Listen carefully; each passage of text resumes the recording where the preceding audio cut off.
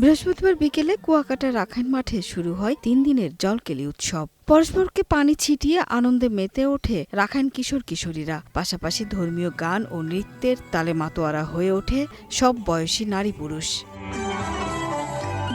ঐতিহ্যবাহী পোশাকে রাখাইন তরুণ তরুণীদের এই জলকেলি উৎসব যেন অসাম্প্রদায়িক সম্প্রীতির এক অনন্য উদাহরণ। এটা আমাদের একটাই প্রেয়ার, সেটা হচ্ছে আমরা যেন প্রত্যেকটা বছর সবাই সুখে দুঃখে মিলেমিশে অ্যাটলিস্ট এই ফেস্টিভ্যালটাতে মানে সেলিব্রেশন করি।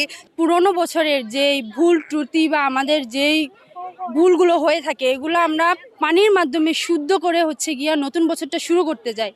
জলকিলি উৎসবের মাধ্যমে যদি আমরা নতুন বর্ষকে বরণ করি তাহলে আমাদের সকলের মঙ্গল হয়।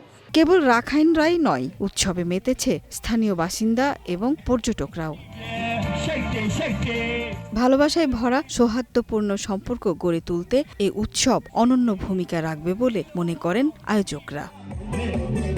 এই পানিটাকে সুন্দরভাবে আমরা সবাইকে ছিটিয়ে দিই, আগামী বছর আগামী দিন যেন ভালো থাকি, ভালো করতে পারি, ভালো ভবিষ্যতের জন্য। উৎসব নিরাপদ রাখতে সার্বক্ষণিক তদারকি করছে জেলা প্রশাসন। আমাদের মহিপুর থানা সহ উপজেলা প্রশাসনের টিম আমরা এখানে সার্বক্ষণিক নিয়োজিত আছি। যে কোনো ধরনের আইন শৃঙ্খলা পরিস্থিতি যেন বিঘ্নিত না হয়, আমরা এই জন্য সার্বক্ষণিক দায়িত্ব পালন করছি।